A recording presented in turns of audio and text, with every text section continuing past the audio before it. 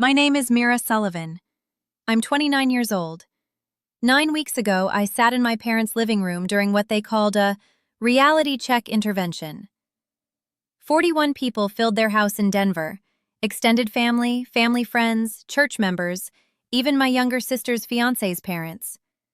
My mother stood up, her voice dripping with concern mixed with disdain. "We've asked you all here because Mira needs to hear some hard truths. She's living in a fantasy world, and we're worried about her future."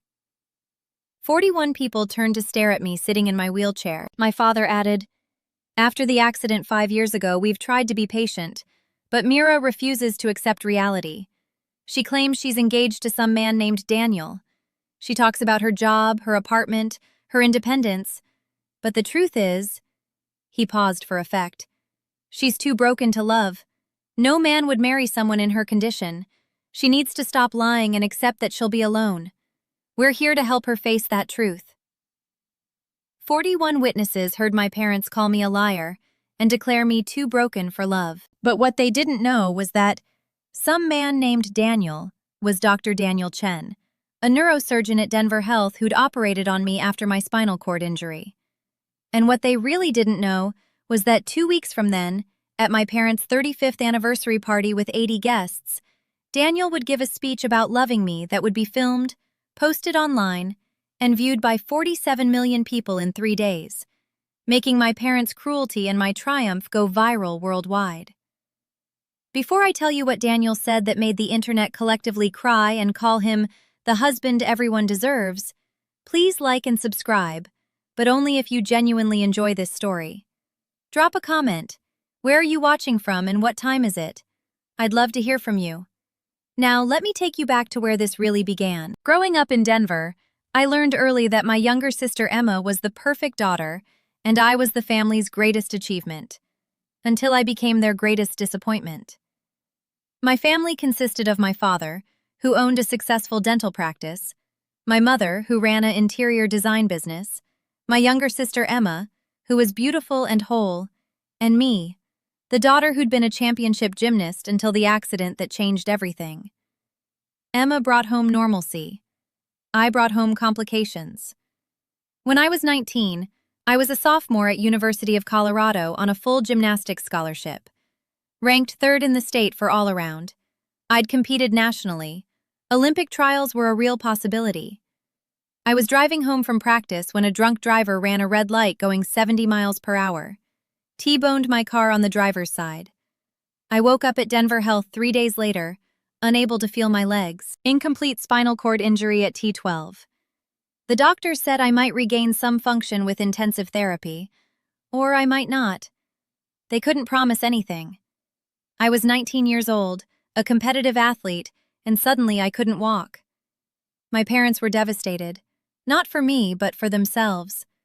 Their perfect daughter, the gymnast, the athlete, was broken.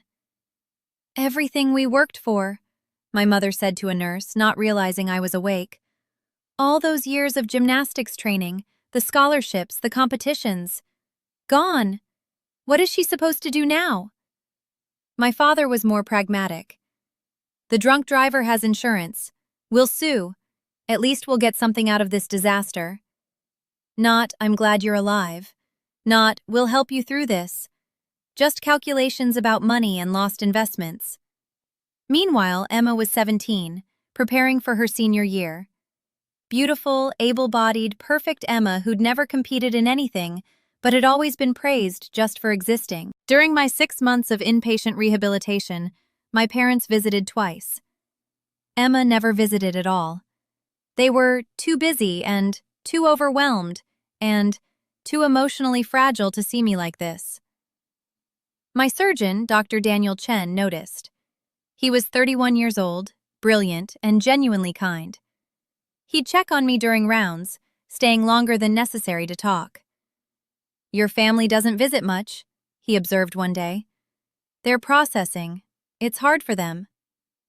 "It's hard for you. You're the one who's injured." I started crying. The first time I'd cried since the accident. "I'm supposed to be strong. I'm the athlete. I'm supposed to handle this." "You're allowed to not be okay," he said quietly. What happened to you is traumatic. You're allowed to grieve. That was the moment I started actually healing, not just physically but emotionally. Over those 6 months, Daniel became my advocate. He fought with insurance companies for better equipment. He recommended the best physical therapists. He celebrated every tiny victory. The first time I could sit up alone, the first time I transferred myself to a wheelchair, the day I wheeled myself down the hallway. When I was discharged, Daniel did something unusual. He gave me his personal email. If you ever need medical advice or just someone to talk to, reach out. I did.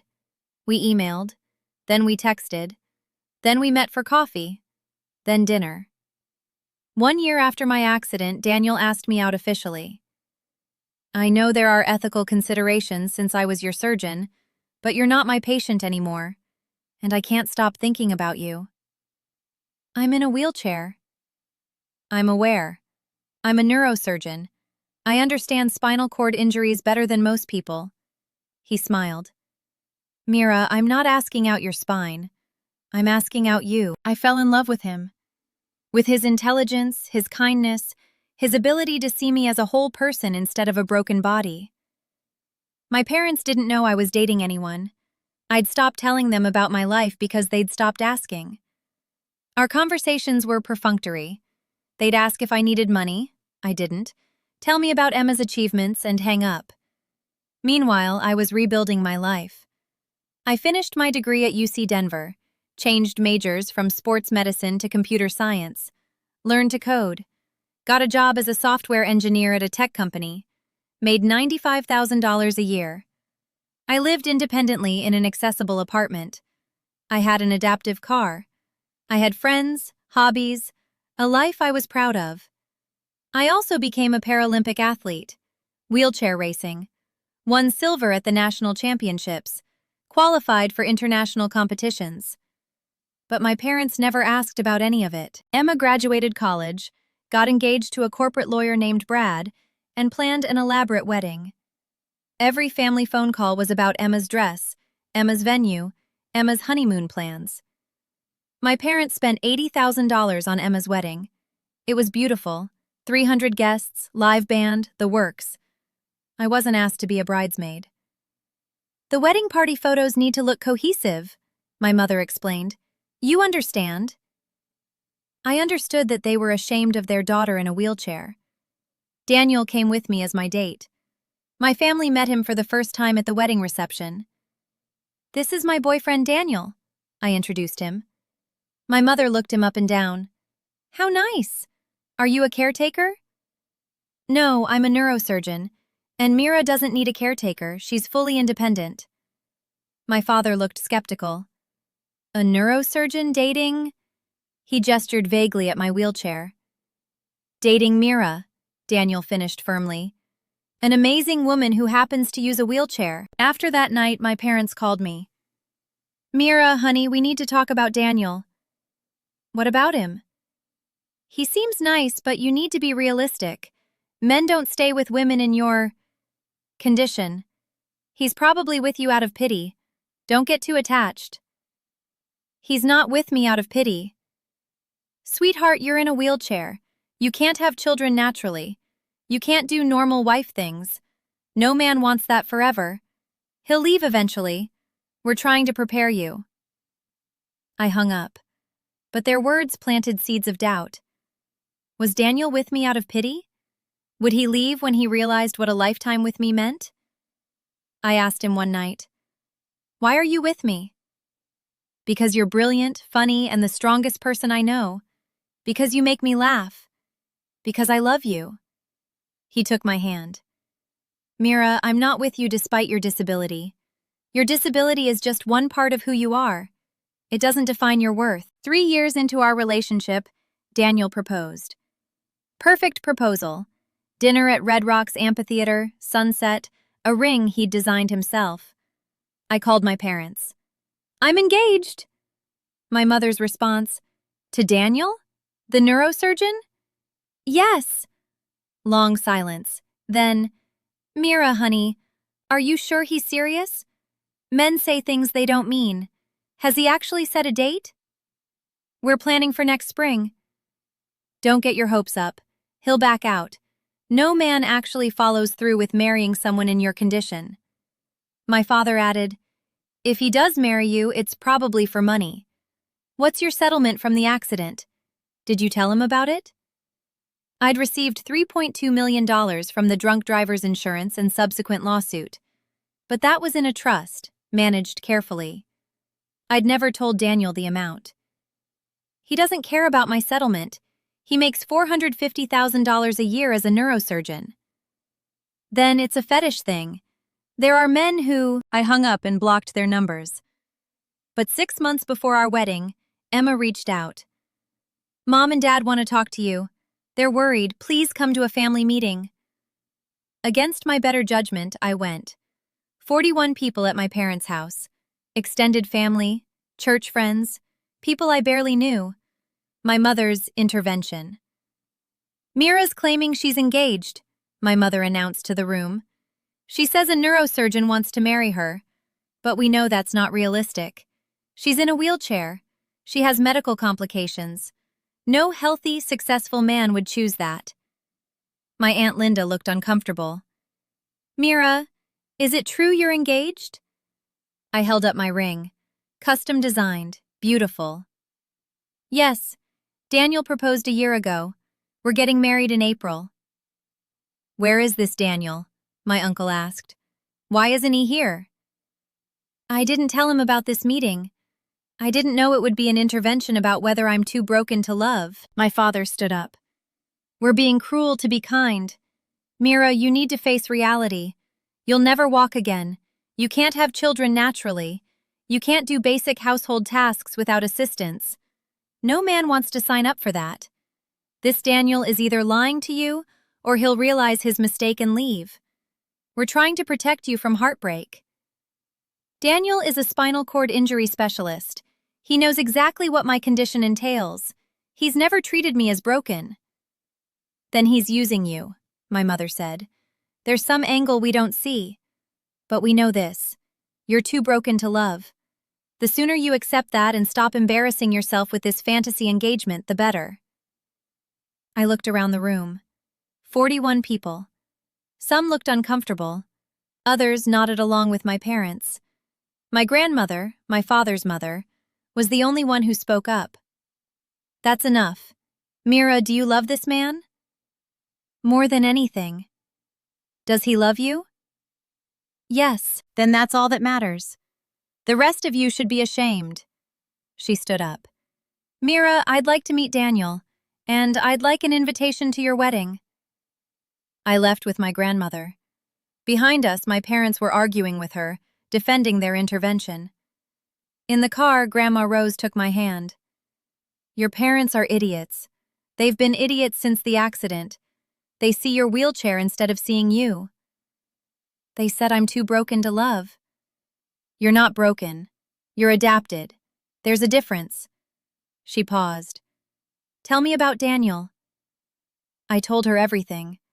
How we met, how he'd supported me through rehabilitation, how he saw me as whole and worthy, how he'd proposed, how he made me laugh every single day. He sounds wonderful. When can I meet him? I introduced them the next week. Daniel and Grandma Rose bonded immediately over their shared love of terrible puns and competitive Scrabble. Your parents are fools, she told Daniel bluntly. They think Mira is too broken to love. What do you think? I think Mira is the strongest, most resilient, most remarkable person I've ever met. Her spine might be injured, but her spirit is completely intact. Anyone who can't see that is the one with vision problems. Grandma Rose hugged him. You're a keeper.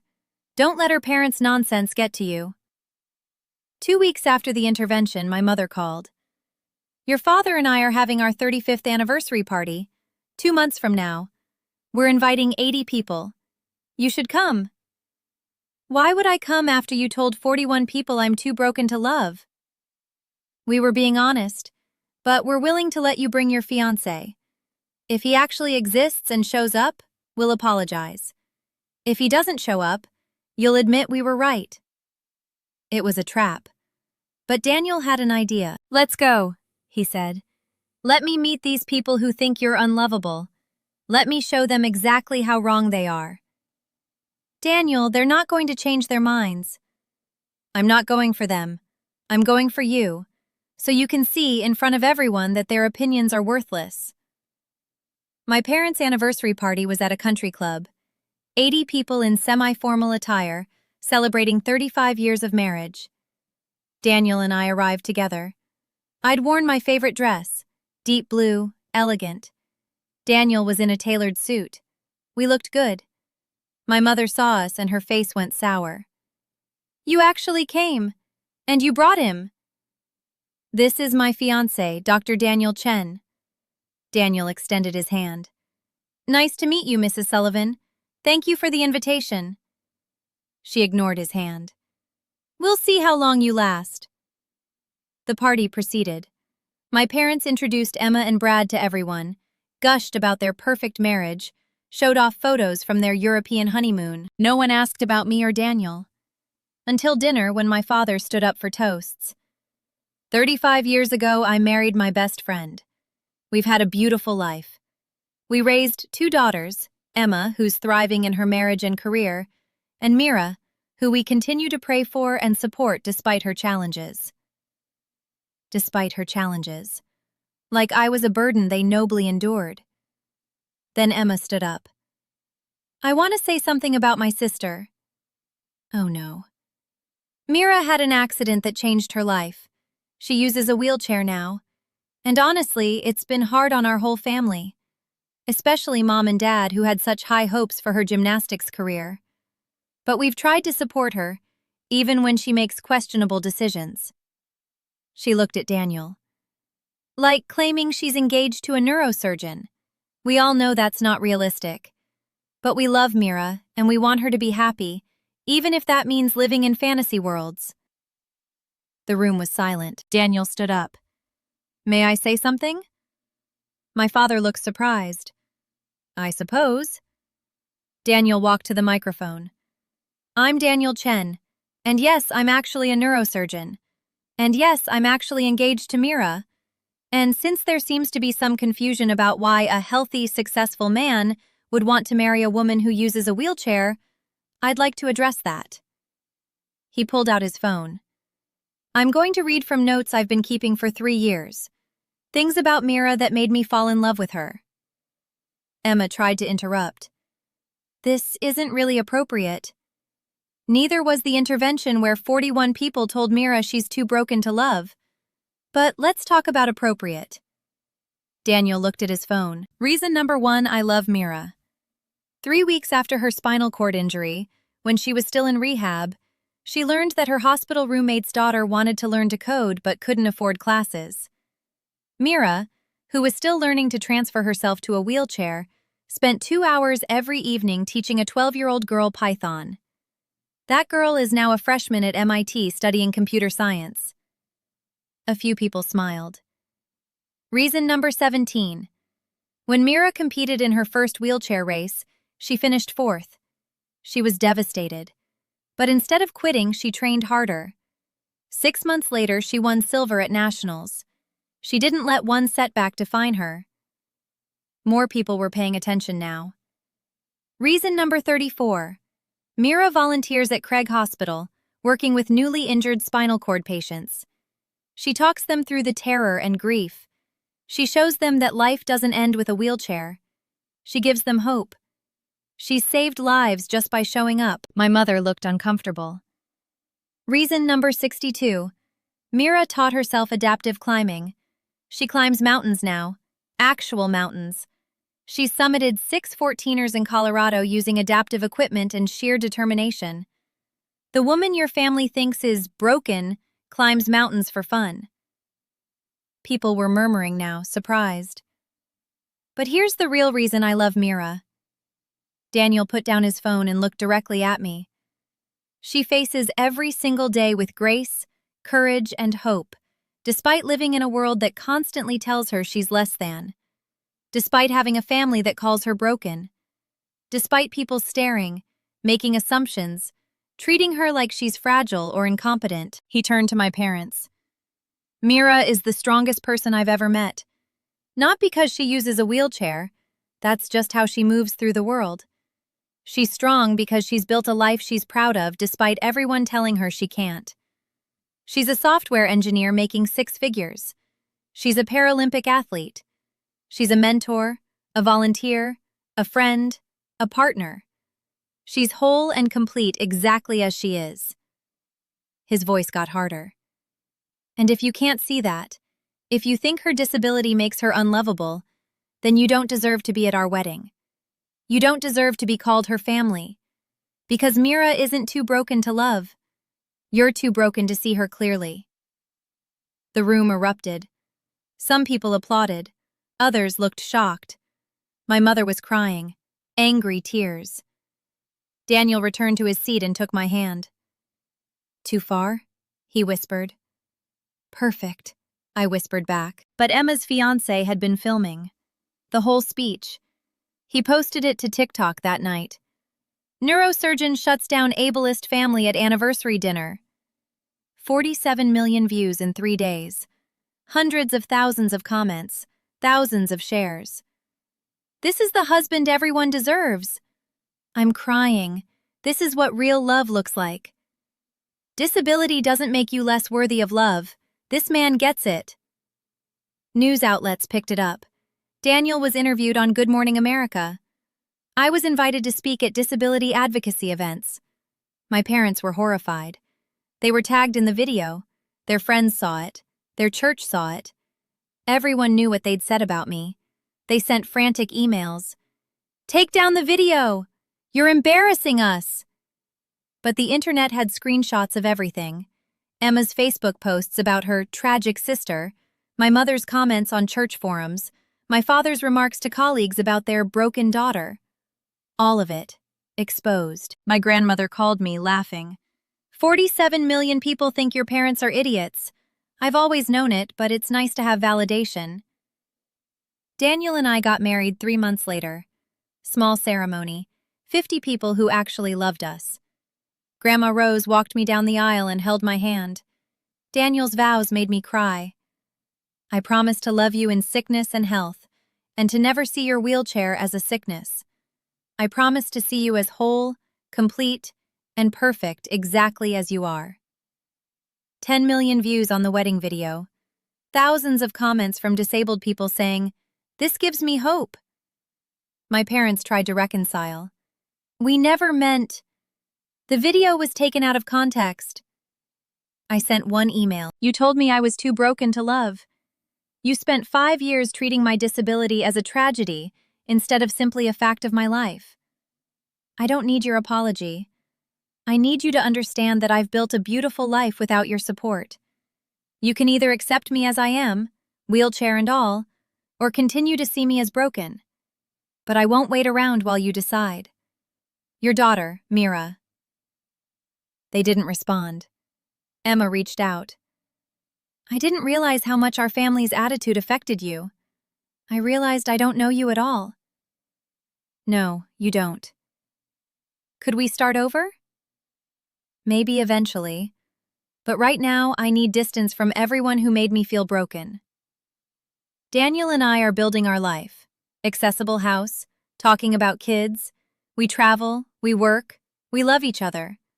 Promoted to senior engineer, $140,000 salary. Qualified for Paralympic trials next year. Daniel still saves lives. Still looks at me like I'm the most amazing person he's ever met. I'm 29. I use a wheelchair. I'm a software engineer, a Paralympic athlete, a wife to an incredible man. And I'm not broken. I'm adapted. I'm resilient. I'm whole.